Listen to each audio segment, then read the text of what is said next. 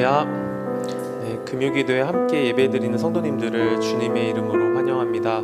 함께 기도하심으로 예배 시작하겠습니다. 먼저 주님께 예배드리기 위해 이 자리에 있습니다. 저희의 중심이 아버지만을 예배할 수 있도록 성령님 붙들어 주옵소서. 삶의 여러 일들을 하다가 와서 저희 마음이 분주하고 시선이 다른 곳을 향할 때가 있으니 주님께서 주시는 말씀에 집중하는 시간 되도록 붙들어 달라고 함께 주여 외치시고 기도하시겠습니다. 주여 믿습니다. 할렐루야. 사랑의 하나님 감사합니다. 주님 저희를 예배의 자리로 불러주시고 예배할 수 있는 마음과 역경을 허락하여 주셔서 참 감사합니다. 주님을 예배 드리기 위해 이 자리에 있으니 주여 주님만을 예배할 수 있도록 저희를 붙들어 주옵소서. 온전히 주님만을 예배하는 시간, 예배하는 자리 될 수 있도록 주님 도와주옵소서. 아버지, 저희 마음이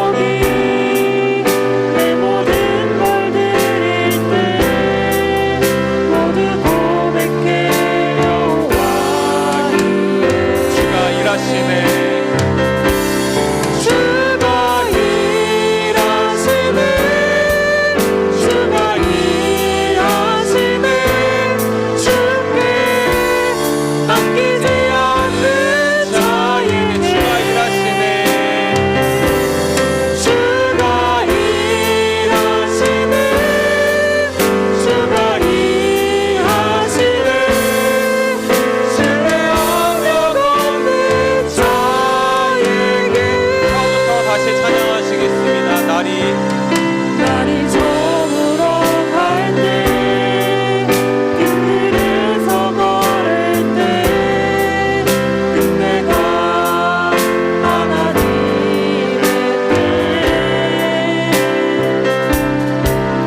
내 힘으로 안 되네, 빈손으로 걸을 때, 내가 고백해 여호와의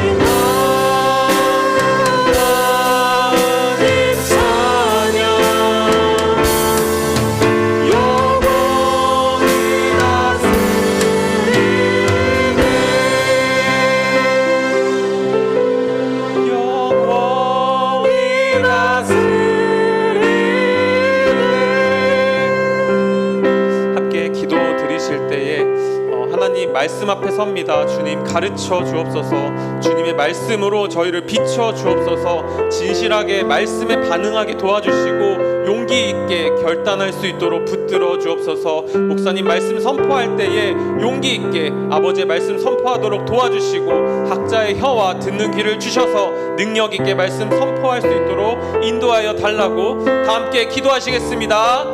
주여 믿습니다. 아버지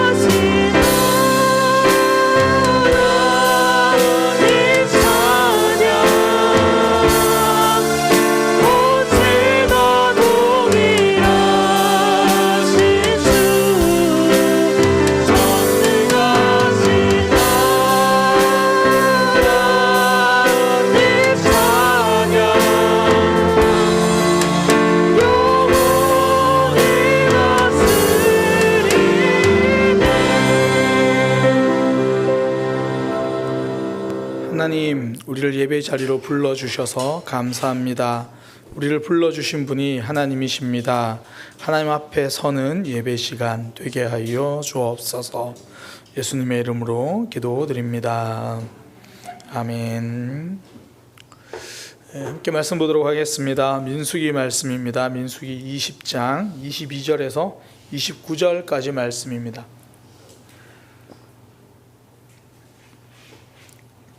하나님의 말씀 민수기 20장 22절에서 29절까지 말씀입니다. 22절에서 우리 29절까지 한 목소리로 합독하도록 하겠습니다. 이스라엘 자손 곧 온 회중이 가데스를 떠나 호르산에 이르렀더니 여호와께서 에돔 땅 변경 호르산에서 모세와 아론에게 말씀하시니라. 이르시되 아론은 그 조상들에게로 돌아가고 내가 이스라엘 자손에게 준 땅에는 들어가지 못하리니 이는 너희가 무리바 물에서 내 말을 거역한 까닭이니라. 너는 아론과 그의 아들 엘르아사를 데리고 호르산에 올라 아론의 옷을 벗겨 그의 아들 엘르아사에게 입히라. 아론은 거기서 죽어 그 조상에게로 돌아가리라. 모세가 여호와의 명령을 따라 그들과 함께 회중의 목전에서 호르산에 오르니라. 모세가 아론의 옷을 벗겨 그의 아들 엘르아사에게 입히매 아론이 그 산 꼭대기에서 죽으니라. 모세와 엘르아살이 산에서 내려오니 온 회중 곧 이스라엘 온 족속이 아론이 죽은 것을 보고 그를 위하여 30일 동안 애곡하였더라. 아멘. 한 목소리로 고백하겠습니다. 살아있다면 사명자입니다. 한 번 더 고백합니다. 살아있다면 사명자입니다. 오늘 성경은 죽음에 대한 이야기죠. 아론의 죽음인데요.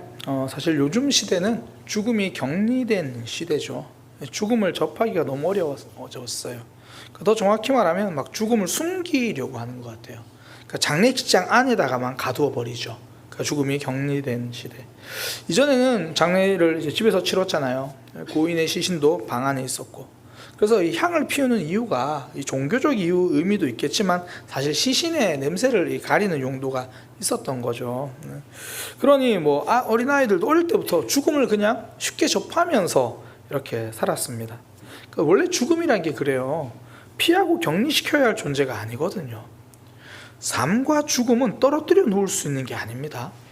그러니까 살아있다는 말 자체가 죽게 된다는 말이에요. 같은 말입니다. 오히려 하나님은 우리에게 죽음을 잊지 말라라고 이야기를 하세요.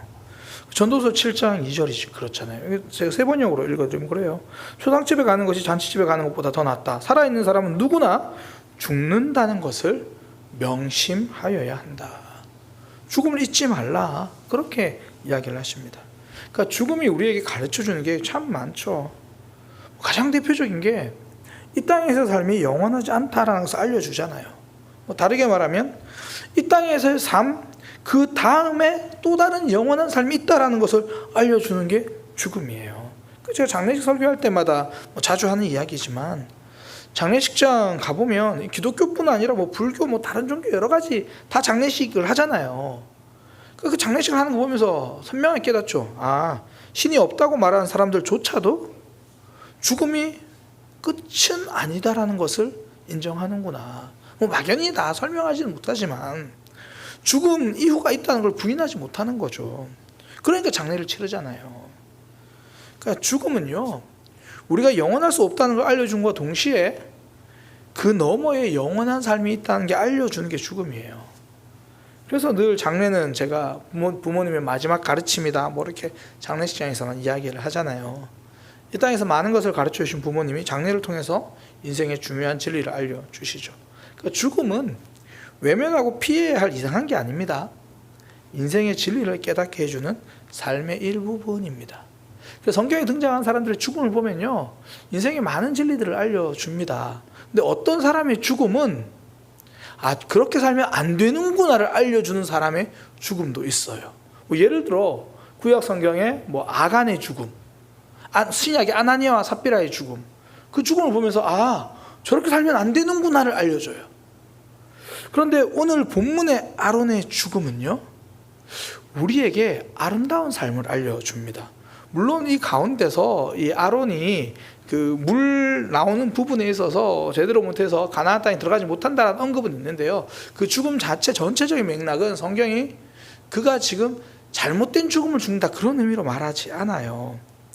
그래서 우리에게 오늘 본문에서 아론의 죽음이 가장 선명하게 알려주는 게 뭐냐면 죽음과 사명에 대한 이야기를 같이 엮어서 알려줍니다. 성경은 그의 죽음을 사명과 연결시킨다는 거예요. 민수기 20장 26절에 보면 아론의 옷을 벗겨 그의 아들 엘르아살에게 입히라. 그러면서 아론은 거기서 죽어 조상에게로 돌아가리라. 성경에서요, 죽어서 조상에게로 간다, 이거는 그 죽음이 평안한 죽음이라는 뜻이에요. 하나님이 허락하신 아름다운 죽음이라, 그런 게 조상에게로 간다, 그런 의미예요. 그러면서 하는 게 그 옷을 벗겨 엘르아살에게 입히라. 그러니까 아론이 죽을 때가 됐다고 하나님이 알려주시죠. 그러면서 하시는 말씀, 아론의 옷을 벗겨서 그의 아들 엘르아살에게 입히라. 여기서 말하는 옷은 대제사장의 옷을 말하는 거예요. 이게 단순히 아버지가 입던 옷을 물려줘라 이게 아니고 대제사장의 사명을 그 아들 엘르아살에게 넘겨주는 거예요. 그러니까 유품 전달식이 아니라 사명 전달식입니다. 그러니까 아론은 그 죽음이 곧 사명의 끝이 나는 순간이다라는 걸 우리에게 선명하게 알려주는 거예요. 다르게 말하면 아론은요, 하나님께 사명을 받는 그 순간부터 살아있는 모든 순간은 사명자로 살았습니다. 언제 그의 사명이 끝났습니까? 수명이 다했을 때입니다. 살아있다면 사명자입니다.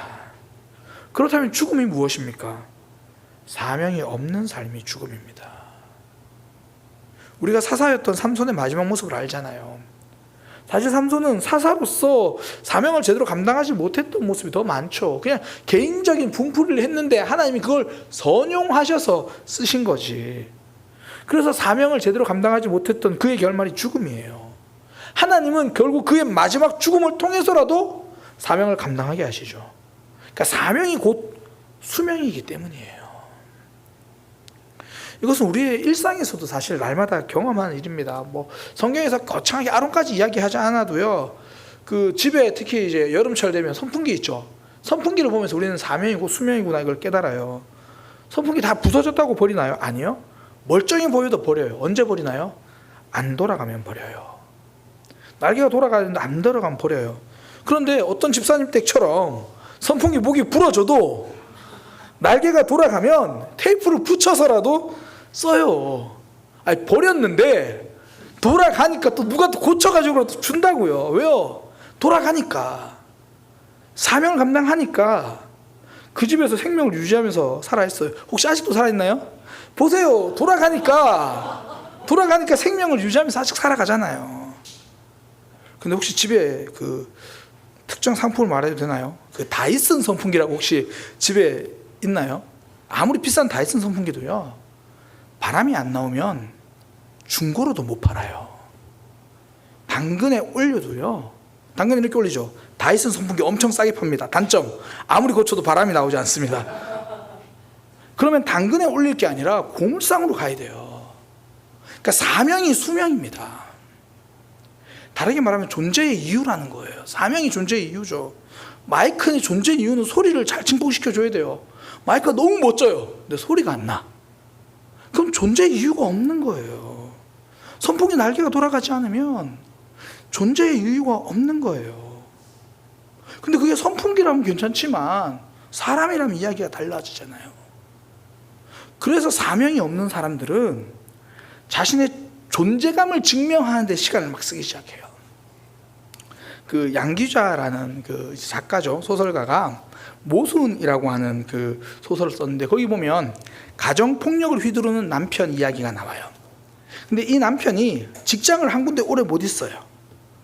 그러면서 나중에 제대로 직장 생활도 못 하거든요. 근데 그런 자신의 모습을 보면서 스스로도 힘들어해요. 근데 문제는 뭐냐면 술만 마시면 이제 집에 있는 가족들이 자기를 무시한다고 생각을 하는 거예요. 그래서 가족에게 폭력을 휘둘러요. 그렇게라도 자신의 권위를 확인받고 싶어 하는 거예요. 그렇게라도 자신의 존재감을 드러내고 싶은 거예요. 가정에서 자신의 존재를 증명하려고 하죠. 그러니까 내가 지금 사명을 제대로 감당하지 못하니까 엉뚱하게 내 존재감을 증명하는 거예요. 폭력을 써서라도 자신의 존재를 증명하려고 해요. 직장생활 해보신 분들은 아마 아실 거예요. 일 잘하는 상사 밑에 있으면 업무가 힘들긴 해도요, 불합리한 갑질은 하지 않아요. 일을 잘하는 직장 상사 밑에 있으면. 대신 일은 좀 많아요. 일을 너무 잘해서 밑에서 할 일이 많아요. 그런데요, 불합리한 갑질을 하는 상사들의 공통점이 뭐냐면 본인이 일 못하는 사람들이에요. 본인들이 일을 잘 못하니까, 근데 밑에 막 그 이제 새로 온 사람들은 자신 존재감을 증명해야 되니까 아무것도 아닌 것 같고 꼬투리 잡는 거예요. 그러니까 내가 사명을 잘 감당하지 못하니까 오히려 주변을 힘들게 하는 거죠. 근데 사명을 위해 살아가는 사람들은 그 반대예요. 존재 이유가 선명하니까 존재 이유를 굳이 증명하지 않아요. 아니, 사명 하나 보고 가기도 바쁜데 다른 사람과 싸울 이유가 어디 있어요? 바울을 보면 그렇잖아요. 바울은 자신의 삶을 이렇게 얘기합니다. 고린도전서 9장 18절에 복음으로 말미암아 그러니까 자기 상이 무엇이냐? 내가 복음을 값없이 전하고 복음으로 말미암아 내게 있는 권리를 다 쓰지 않는 이거다. 그러니까 무슨 말이냐면 내가 복음을 전하는 그거 하나 때문에 내 권리를 다 쓰지 않겠다. 난 손해도 보겠다는 거예요. 그걸로 막 나가 더 내 권리를 챙기려고 싸우지 않아요. 그러니까 복음을 전하는 사명 때문에 많은 것 내려놓겠다 그런 말이죠. 그러면서 이어서 하는 말이 20절부터 22절에 보면 우리가 너무나 잘 아는 구절이잖아요. 내가 유대인에게는 유대인처럼 될 수 있다. 왜? 유대인을 구원하는 그 일에 유대인을 얻고자 하며 율법 아래 있는 자들에게는 율법 아래 있는 게 난 율법 잘 지키지만 그렇게 율법 아래 있는 자같이 되는 건 또 그들도 얻고자 함이고 계속 그런 이야기를 하는 거예요. 뭐 약한 자들에게는 약한 자들처럼 된 것은 그들을 얻고자 함이요. 그래서 내가 여러 사람에게 여러 모습이 된 거는 쉽게 말해서 이 사람한테 나는 맞출 수 있어. 저 사람도 맞출 수 있어. 아, 이걸 원해? 그거 해줄게. 왜요? 몇 사람이라도 구원하고자 함이니. 사명이 분명하니까 붙들어야 할 것과 내줘야 할 게 선명합니다. 그러니까 지켜야 할 것과 버려야 할 것이 분명한 거죠. 그걸로 내 존재를 증명하지 않아도 된다는 거예요. 내가 사명을 분명하니까. 바울은 다 양보해요. 근데 복음은 절대 양보 안 해요. 그러니까 내가 지키려고 하는 게 무엇인가? 아니면 내가 버릴 수 있는 게 무엇인가? 사명이 곧 생명인 사람은 무엇이 중요한지를 알아요. 그리고 우리도 교회 안에서 헌신하면서 싸우는 사람들의 특징이 뭐냐면 그 뿌리가 사명이 아니라 인정이라서 그래요. 내 존재감을 증명하고 싶었거든요. 그러니 작은 것 하나도 쉽게 넘어가지 못해요. 날 무시하는 것처럼 여겨지거든요. 그걸로 내 존재감을 찾아가니까. 반면에 사명 때문에 헌신하는 사람은요, 웬만한 거 다 넘어가요. 무엇이 되게 유명하죠. 무엇이 중요한디? 무엇이 중요한지 알기 때문이에요. 사명이 삶인 사람은 주변과 싸우는 대신 주변을 살리는 삶을 살아요. 싸우는 삶이 아니라 살리는 삶. 우리가 지금 민수기를 계속 살펴보고 있지만요, 이 레위 사람의 고라라는 사람이 이 아론의 직분에 불만을 품잖아요. 그래서 도전하잖아요. 왜 아론만 제사장이냐? 우리도 제사장 하게 해달라. 그런데 그때 아론은요, 그 문제로 싸우지 않아요. 대신에 그때도 제사장의 사명을 감당해요. 민수기 17장 44절에서 48절까지 보면 그래요. 이제 여호와께서, 하나님께서 모세에게 이야기하십니다. 야, 이 회중 지금 떠나가라. 내가 그들을 멸하겠다. 그러니 이제 두 사람이 엎드린다. 이게 모세와 아론이 엎드리는 거예요. 그러면서 모세가 아론에게 이렇게 말합니다. 너 빨리 향로를 가지고 가서 제단에 불을 담아서 그걸 가지고 회중을 위해서 속죄해라. 그러니까 그게 제사장의 사명이니까 그거 하라는 거예요. 그럴 때는 47절에 아론이 모세의 명령을 따라 향로를 가지고 백성을 속죄하고, 그래서 전염병이 끝나요. 지금 나를 공격한 그 일 때문에 생겨난 일이에요. 그런데 아론은 그거 갖고 싸우지 않아요. 왜요? 자기가 감당해야 될 사명이 있으니까. 그에겐 사명이 생명이고 삶이니까. 왜 나에게 도전하느냐 싸우지 않습니다. 왜 할 일이 급한데 언제 그거 싸우고 있습니까? 운전할 때 그 뒤에서 누가 빵빵거리면 되게 궁금하지 않아요? 왜 그럴까? 딱 신호 걸리면 내려서 확인하고 싶어 하잖아요. 계속 빵빵거리니까 내려서. 싸우려는 건 아니고 궁금하니까, 혹시 나를 알아서 빵빵거리는지 왜 그러는지. 그렇습니다. 빵빵거리면 막 서서 싸우고 싶어 하는 사람들이 있어요. 그런데 만약에 그때 내 아이가 급히 병원에 가고 타고 있는데 뒤에서 누가 빵빵거린다고 해서 차를 세우겠습니까? 안 세워요. 내가 아무 잘못 안 했어도 저 사람이 막 그렇게 막 화를 내도 저 사람이 비켜주기만 한다면 잘못 안 한 일도 사과할 거예요. 내가 살리려고 하는데 언제 싸우겠습니까?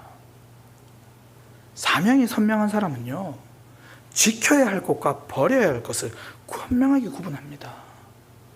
사명이 삶인 사람은 주변과 싸우는 대신 살리는 삶이 되는 거예요. 이 부분에 가장 선명하신 분이 우리 예수님이잖아요. 예수님은 사명이 생명인 걸 넘어서 그냥 생명 주러 오신 분이에요. 그게 사명인 거죠. 십자가 지러 오신 분이에요. 예수님 십자가 때문에 생명 버리셨죠. 예수님 부활하시니까 괜찮잖아요. 그게 괜찮지 않다는 걸 우리가 너무 선명하게 아는 게 겟세마네 동산 기도잖아요. 나 부활하는데 십자가 하루만 딱 지으면 되지. 그게 아니었잖아요. 하나님, 저 이거 옮겨주시면 안 돼요? 저 이거 진짜 못하겠는데요. 오죽하면 너무 힘든데 나는 기도하는데 제자들은 내 마음도 몰라주고 그래가지고 나는 마음이 죽을 것 같은데 너 왜 기도 안 해? 그렇게 말할 정도로. 그리고 십자가 위에서 우리에게 그 삶이 너무 힘들었다고 알려주셨잖아요. 엘리 엘리 라마 사박다니. 나의 하나님 어찌하여 나를 버리시니까. 그러니까 쉬워서 올라간 게 아니라는 거예요. 사명이니까 감당하신 겁니다. 사명이 선명하니까 내 목숨이라도 버려야 한다면 버리고, 내가 지켜야 할 피 흘림의 사명, 그거 지키는 거죠. 무엇을 버려야 하고 무엇을 지켜야 하는지 선명해요. 오늘 본문은 아론의 죽음을 아론의 사명과 연결시키잖아요. 그리고 그 마지막 모습을, 그 아론의 죽음의 모습을요, 성경이 인정해줘요. 민수기 20장 오늘 본문 29절에 보면 아론의 죽음을 이렇게 말합니다. 온 회중 곧 이스라엘 온 족속이 아론이 죽은 것을 보고 그를 위하여 30일 동안 애곡하였더라. 그렇게 이야기를 해요. 밑에 나와 있는 게 신명기 34장 8절인데 모세의 죽음과 비교해 보세요. 아론이 죽고 나니까 온 이스라엘 회중이 30일 동안 애곡해요. 근데 모세가 죽으면 한 60일은 할 것 같잖아요. 근데 모세가 죽었을 때 모세를 위하여 30일을 애곡해요. 이거보다 더 애곡한 사람은 요셉밖에 없는데요. 요셉은 그게 애굽의 문화라서 그래요.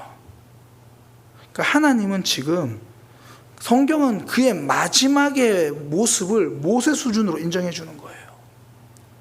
그리고 그의 마지막 삶은 사명을 넘겨주는 것으로 끝났다고 성경은 그렇게 기록하고, 그러니까 사명으로 살아갔던 그의 삶 하나님이 인정해 줘요.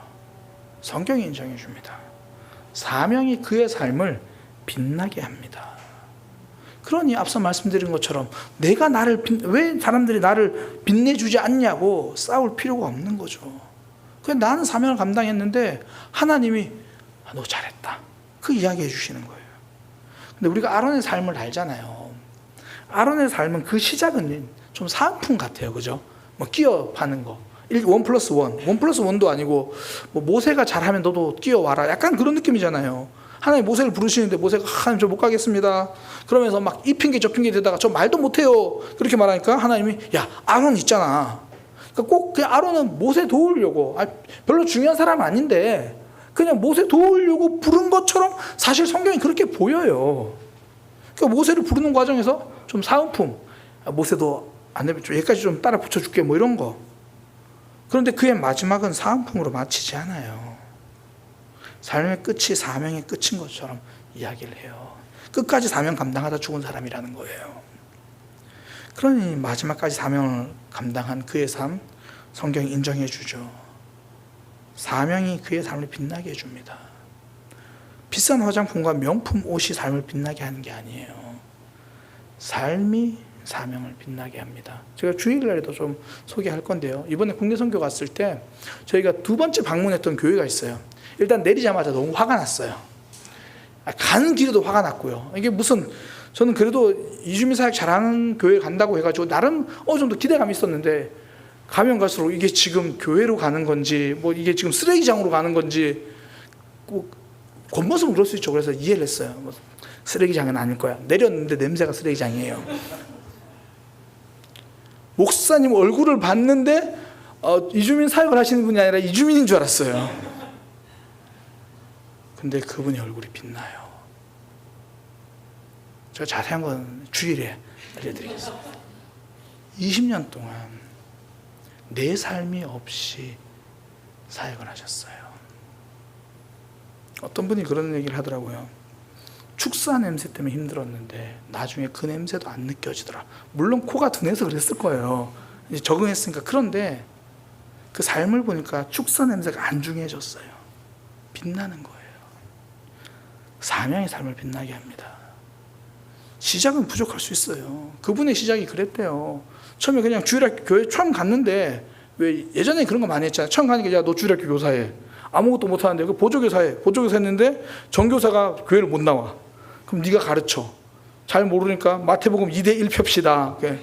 2대1 펴시다. 뭐 되게 부족하고 부끄러운 모습. 근데 마지막까지 부끄럽지 않은 거죠. 화려한 학벌이나 대단한 성김이 필요한 게 아니에요. 사명을 놓치지 않는 삶이 빛나는 삶을 만듭니다. 테레사 소녀의 삶이 있잖아요. 빈민을 섬겼다는 것만 빼면 거지와 다를 바가 없어요. 그러나 그녀의 삶이 빛나는 이유는 아파하는 이들을 사랑했기 때문이죠. 그녀가 죽었을 때 인도는 테레사 소녀의 장례를 나라의 국장으로 치러줍니다. 사명이 그녀를 빛나게 했죠. 우리의 삶은 그래요. 진짜 비싼 화장품이 얼굴을 빛나게 하는 게 아니라, 감사하죠. 없는데 그런 거. 사명을 감당하는 삶이 빛나게 만들어요. 우리 주변에 봐도 그래요. 어른들 중에서 어른을 만났는데 저분을 만나면 만나뵐수록 고개를 숙이게 만들고 존경하게 되는 분들 있잖아요. 그분들의 특징이 딴 게 아니에요. 아직까지도 주어진 삶에서 사명을 감당하고 있는 이들을 보면 우리는 절로 고개를 숙여요. 그게 뭐 꼭 식당 봉사, 청소 이런 게 아니라 예배 자리 끝까지 지키시는 모습들, 어떻게든 기도의 자리에 붙들려고 하시는 모습들, 그 모습들을 보면 누가 뭐라고 하지 않아도 절로 고개가 숙여지죠. 반면에 사람들이 피하고 싶어하는 일들도 있잖아요. 사명을 감당하는 삶이 아니라 사명을 알려주기만 하는 그런 삶. 이것 해야 한다, 저것 해야 한다, 이것 해줘, 저거 해줘. 사명이 삶이 아니라 말 속에 있는 사람들. 개인적으로 목사로서 가장 경계해야 하는 모습이죠. 설교자의 위험이 딴 게 아니에요.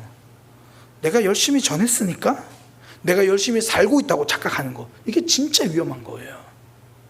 그러면 그건 살리는 사명자가 아니라 집만 지우는 명령자가 되는 거죠. 그때부터 빛나는 삶이 아니라 남들이 보기에 한없이 초라해 보이는 삶이 되는 거예요. 크고 어마어마한 사명자가 빛난다는 뜻이 아닙니다. 내 삶으로 감당하는, 그 사명을 감당하는 그 삶이 빛나는 거예요. 그래서 성경은 사명자의 삶이 빛난다고 우리에게 알려줍니다. 다니엘 12장 3절. 지혜 있는 자는 궁창의 빛과 같이 빛날 것이요 많은 사람을 옳은 대로 돌아오게 하는 자는 별과 같이 영원토록 빛나리라. 사명자의 삶이 빛나는 거예요. 저는 우리 사랑의 교회가 멋진 간판 때문에 빛나는 교회가 아니라 사명 감당하는 것 때문에 빛나는 교회가 되기를 소망합니다. 원래 사명이 빛나는 거예요. 그 노벨상의 취지가 이런 거랑 비슷하더라고요. 작년에 우리나라 이제 소설가 한강 작가가 노벨 문학상 받았잖아요. 또 이런 거 받으면 궁금해서 찾아보거든요. 노벨상은 뭔가. 그냥 알고 있는 거 가면 제대로 찾아봤어요. 그랬더니 제가 알게 된 게 좀 몰랐던 사실인데, 저는 노벨상은 그의 그 각 분야에 가장 나름 이제 심사 기준이 가장 뛰어나다고 생각하는 사람을 상 주는 건 줄 알았거든요. 그게 아니더라고요. 찾아보니까 그 해에 나름 각 분야별로 인류에 가장 많은 기여를 했다고 인정되는 사람을 주는 거예요. 그러니까 과학적인 뛰어난 걸 준 게 아니라 그 과학이 인류에 기여를 했는가, 그게 기준이라는 거예요. 원래 이제 노벨상 자체 시작이 그랬습니다. 우리가 너무나 잘 아는 이야기인데, 노벨이 원래 다이너마이트 만드는 사람이었잖아요. 다이너마이트 만드는 삶인데 1888년인데요. 프랑스의 한 신문에 기사가 실렸습니다. 죽음을 팔아서 돈을 번 거부 사망하다. 근데 이게 오보예요. 노벨이 안 죽었는데, 노벨이 형이 죽었는데 그게 잘못 오해가 돼서 노벨이 죽은 줄 알고 이렇게 신문이 실린 겁니다. 그 노벨이 그걸 보고 충격을 받은 거예요. 아, 사람들이 나를 기억하는 건 죽음으로 돈 번 사람으로 기억하는구나. 그래가지고 그가 이제 상을 만드는 거예요. 자기 유언장을 작성하면서. 그러면 이렇게 말하는 게, 전 재산을 기부하면서 인류의 가장 큰 공헌을 한 사람에게 상을 주겠습니다. 그렇게 만들어진 게 노벨상입니다. 그러니까 이게 나 혼자 앞서간 사람에게 주는 상이 아니라 더불어 함께 가는 사람에게 주는 상이에요. 그러니까 작년에 한강이 받은 게 좀 이해가 되죠. 한강 작가의 소설의 특징이 시대의 아픔에 눈을 감지 않은 거잖아요. 그러니까 다른 이들의 아픔을 외면하지 않고 과거의 아픔 때문에 울고 있는 이들과 함께 울어준, 그게 한강 작가의 책이거든요. 그게 노벨상을 받은 거죠. 이게 하나님이 주시는 상이 사실 그렇죠. 마지막 날에 하나님이 칭찬하시는 이들을 보면 울고 있는 이들과 함께 울었던 이들을 하나님이 칭찬하시잖아요. 내가 줄일 때 너희가 먹을 것을 주었고, 내가 목마를 때 마시게 하였고, 나그네 되었을 때 영접해 주었다. 너희야말로 아버지께 복받을 자다. 그러니까 나 혼자 나를 위해서 땀 흘리고 막 나 증명하려고 살아간 삶 말고, 남을 위해 땀 흘리고 남을 위해 눈물을 흘렸던 사람들, 그 사람들이 하늘나라의 노벨상감이다라고 예수님이 말씀해 주시는 거예요. 그러니까 우리가 노벨 경제학상 못 받잖아요. 우리가 경제를 잘 몰라서. 그런데 오늘 다른 사람을 위해서 지갑을 열었다면 하나님 나라의 경제학상인 겁니다. 남을 위해서 한마디 위로라도 건넸으면 그게 하나님 나라 노벨 문학상인 거예요. 남을 위해서 뭔가 한 가지 일한 게 있다면 그게 하나님 나라의 노벨 물리학상이죠. 노벨 평화상 막 대통령은 돼야 받을 것 같은데, 아니요. 오늘 내가 한 사람을 용서했다면 우린 하나님 나라의 노벨 평화상인 거예요. 내가 진실로 너희에게 이르노니 너희가 여기 내 형제 중에 지극히 작은 자 하나에게 한 것이 곧 내게 한 것이다. 지금 내 곁에 있는 사람을 살리는 그 사명을 감당하면 하나님이 그 상 주시겠다는 거죠. 그러니까 빛나는 삶, 하나님이 빛나게 만들어 주신다는 거예요. 사명자의 삶이 빛나는 삶입니다. 오늘 우리가 성경을 보면서 보통은 우리가 성경을 볼 때는 이 아론보다 모세를 많이 주목하잖아요. 앞에 서 있으니까. 그런데 하나님은 아론의 죽음도 인정해 주시는 거예요. 그의 마지막도 귀하게 기록해 주십니다. 그는 죽을 때까지 사명을 감당한 사람이다. 마지막까지 사명자로 살았던 사람이다. 그의 대제사장 옷은요, 죽을 때 벗게 됩니다. 우리의 삶이 그래요. 사명이 끝나는 날은 딱 하나예요. 우리의 생명이 끝나는 날. 그때까지 감당할 사명 붙들고 가시기를 소망합니다. 살아있다면 사명자예요. 그러니 내 존재를 다르게 증명하지 말고 내가 오늘 한 사람 살리면서 하나님이 나를 인정해 주시는 그 믿음의 삶을 함께 걸어가는 저와 여러분 되기를 소망합니다. 그런 우리 사랑의 교회가 되기를 소망합니다. 기도하겠습니다. 하나님, 아론의 죽음을 사명과 연결해서 우리에게 알려주십니다. 우리의 삶도 끝까지 사명 붙들다가 하나님이 부르실 때 그 순간 사명 내려놓고 하나님께로 갈 수 있는 삶 되게 하여 주옵소서. 삶의 분주함과 내 삶의 무거움 때문에 사명을 놓칠 때가 있었습니다. 다시 한번 내게 주신 사명, 살리는 사명을 생각하며 단 한순간이라도 살리는 삶으로 하나님께 인정받으며 살아가는 믿음의 삶 되게 하여 주옵소서. 예수님의 이름으로 기도드립니다. 아멘. 사랑하는 나의 아버지 찬양하겠습니다.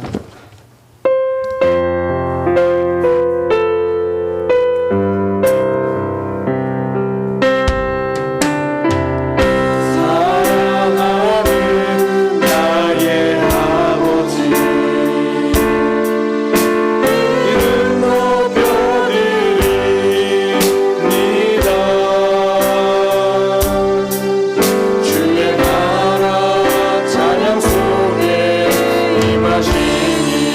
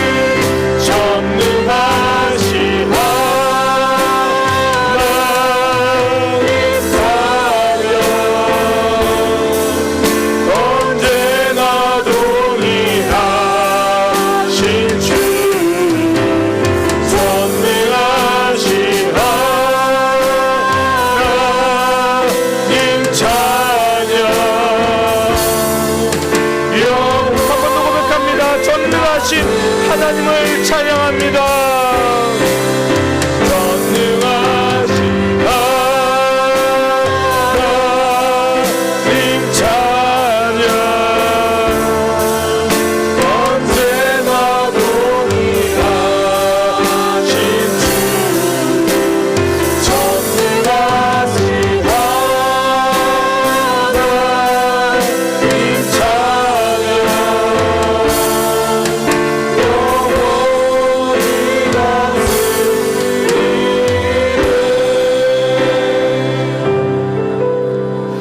오늘 들은 말씀 기억하면서요, 우리 두 가지 기도하겠습니다. 첫 번째는, 하나님, 나도 이 세상에서 내 생명 끝나는 날까지 살리는 사명을 감당하는 삶 되게 하여 주옵소서.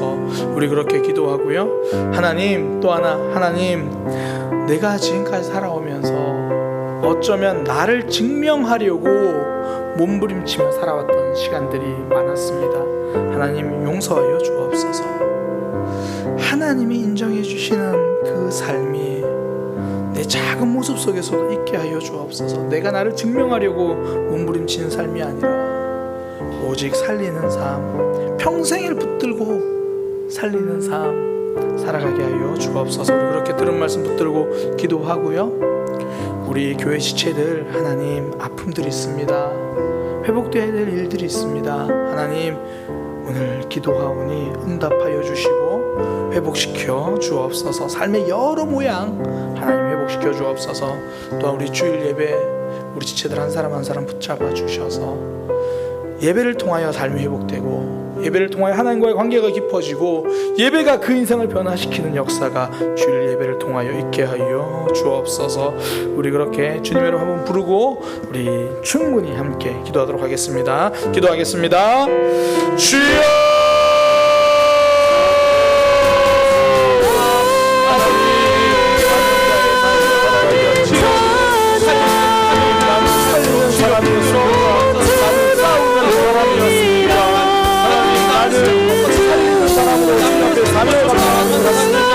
나를 증명하기 위해서 자주 하나 넘어가지 못하고 그것 때문에 싸웠던 사람입니다. 하나님, 사명자로 살아가지 않고 너희의 놓치지 않을 사람을 들고 나는 앞에 살아가게 하여 주옵소서. 하나님, 영원 살리는 일을 할때, 사람 살리는 일을 할때 너희가 다른 곳 붙잡고 내가 내 앞에 붙잡고 살아가고 있음을 고백합니다. 목사이기 전에 사명자가 되게 하여 주옵소서. 목사이기 전에 사명자로 살아가는 참된 삶이 되게 하여 주옵소서. 하나님, 무엇이 필요한지 다시 한번 정보와 마음을 못하고 살아가게 하여 주옵소서. 나에게 갇혀 살아가지 않게 하시고